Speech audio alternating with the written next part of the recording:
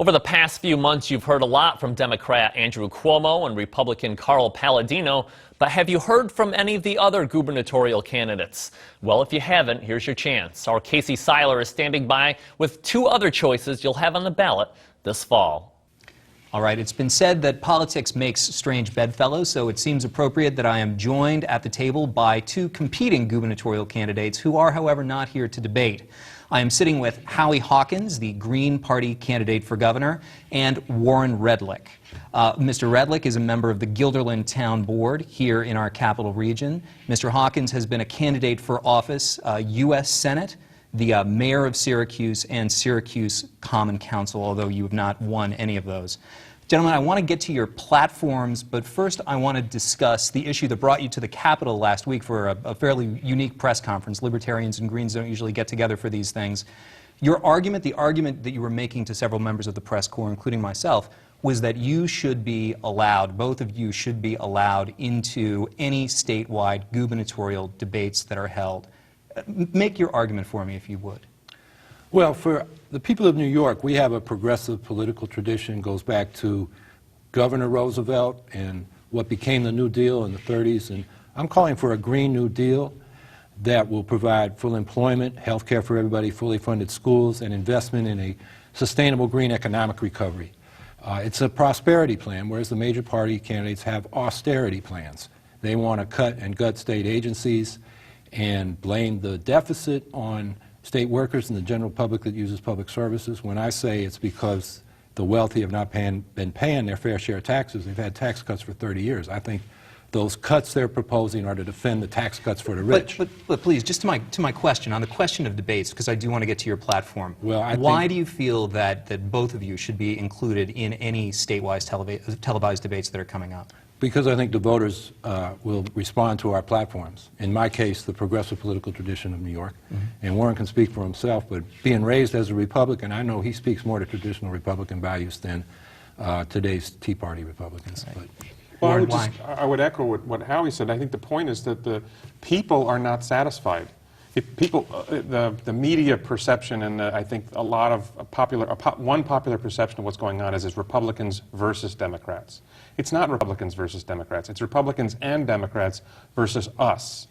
And Howie has, I forget the number, but there was a poll done that 58% of the people want a third party. People aren't happy with Republicans and Democrats. They want to know more about the alternatives, and that's not being provided to them.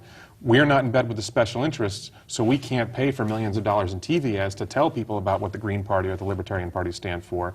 But if you're going to have a debate, we're on the ballot. Then the people should hear from all the candidates. Well, and to that point, also on the ballot you have Kristen Davis, who is an admitted former madam who is running on a pro-pot legalization, pro-legalization of prostitution platform. You have Charles Barron, who is running on the Freedom ticket, whose campaign, I think it's fair to say, is a reaction to what he perceives as a deficiency on the part of Democrat Andrew Cuomo in dealing with issues of importance to the minority community. And you've got Jimmy McMillan of a party known as The Rent is Too Damn High. I think it's fair to say that he's a gadfly. Now, if I may play the devil's advocate for a moment, if I am a station manager who is planning a gubernatorial debate that's going to run for 2 hours, if I invite all of those candidates, everyone on the ballot, including yourselves, as well as Carl Palladino and Andrew Cuomo, to that debate, over the course of 2 hours, which is a pretty long debate, each of those candidates would probably have at most about 15 minutes to speak. Does that serve voters well by essentially making the stage so crowded that only a certain amount can be heard? I think so. I think you have to have an objective criterion, and we have a challenging ballot petitioning process for the independents to get on. So I think in the early debates, for certain, that all the ballot qualified candidates should be on. Now, if you want to narrow it down toward the end of the campaign based on polling after all the candidates have been heard from, that would be rational. That would give the voters a chance to hear what's offered and then respond to pollsters. And then maybe you go with the top tier for a last debate and have another debate for the lower tier candidates. But I think everybody should be heard. The voters, why shortchange the voters? You know, let them hear what their options are. No, I completely agree, and I think there was one implication in your question is we should only have one and a half hour debate is sort of the underlying implication of what you said. No, no, not at all. I'm just saying if I'm a station manager and I know that we're going to have this many people on the ballot, or on the stage rather, if you're going to allow them all to be heard, it would have to be a fairly long debate, longer than in most cases most stations are capable of putting on. I think if you go back in history, it was not unusual to have 4-hour debates for significant offices. This is really important. You know, people complain people complain about the amount of money spent in politics. When McDonald's spends more money in a year than all the political candidates combined, I think choosing who's going to lead our country or our state is more important than choosing a hamburger. And maybe, you know, it's important that we put more time into this rather than less. How you mentioned the difficulty of getting on the ballot. And to the question of, I'm sure many people out there are saying, well, if you want to affect this change, if you really want to build a third party and alternate to the two major parties, why aren't they out there? Why aren't the Libertarian Party and the Green Party out there fielding candidates statewide, as opposed to kind of going for the big brass ring of the governor's office? Well, the governor's race is important because if you get 50,000 votes for your gubernatorial ticket, you get an automatic ballot line for the next 4 years. And then you go through party designating petitions, which happen in June and July, rather than independent nominating petitions, which happen in July and August. And the requirement during the designating petitions is 5% of your party enrollment in the district. So for me, for example, to run for Congress as a party designee of the Green Party, it would be 5% of about 1,000 enrolled Greens in the district. That's 50 votes. We call a meeting the first weekend of the petitioning period. The Greens show up, they sign a petition, we're done, we can start campaigning in June. Whereas we do an independent nominating petition, you've got to get 3,500 good signatures, which really means 7,000. So for that 6 weeks period, that's all you're doing. Then you submit your petitions, and this has happened to me, it happened in 2008. They challenge your petitions, even if they're valid. Mine were valid, but by the time they were challenged, reviewed, and then the Board of Elections certified I was on the ballot, it was October 1st. Meanwhile, the Democrat who was the leading candidate and had challenged me was saying, I don't have to debate Howie Hawkins, he's not on the ballot. So we didn't get started really till October 1st in 2008, whereas if we'd had a party line, we would have got started in early June.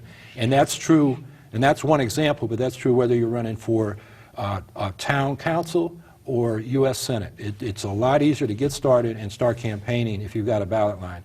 So that's why we're running for governor, among other reasons. As I said, I want to make sure that both of you have time to at least sketch out your platform. Howie kind of got out in front of that a little bit, but Warren, I wanted to make sure you had a chance. Why should you be governor? Well, Howie talked about prosperity versus austerity, and I think that's an inaccurate way of characterizing it. I support the idea of austerity, that our government spends too much money. My platform, you have to summarize it in a short phrase when you're doing this, 3 words, stop wasting money. And I've identified places where we spend too much money. The head of the New York Public Library makes $689,000 a year. There are 110,000 bureaucrats in New York State who make over $100,000 a year. It's ridiculous. The head of a parking lot making $130,000 a year. If we cap bureaucrat pay at $100,000 a year, it will save $2 billion on pay and then maybe another $1 billion on pensions. If we eliminate state agencies we don't need, like the Office for Technology, like the Commission on Public Integrity, who thinks that the Commission on Public Integrity is effective? It's not working at all. We shouldn't spend money on it. There's a number of state agencies on my website. If you Google "stop wasting money," you'll find me, and I lay out where the cuts would fall. And it's a really stark contrast, and this is why the debates are important. When Carl Palladino and Andrew Cuomo talk about reforming government, you don't know what they mean. When Palladino says he's going to cut, he's never very specific. If you're going to cut spending, it means people get fired. I actually tell people who's getting fired. It's not nice, but it's what has to be done. And if we do the things we need to do, that will bring prosperity. We'll have money for the things we need, like teachers and parks, and for not taxing soda.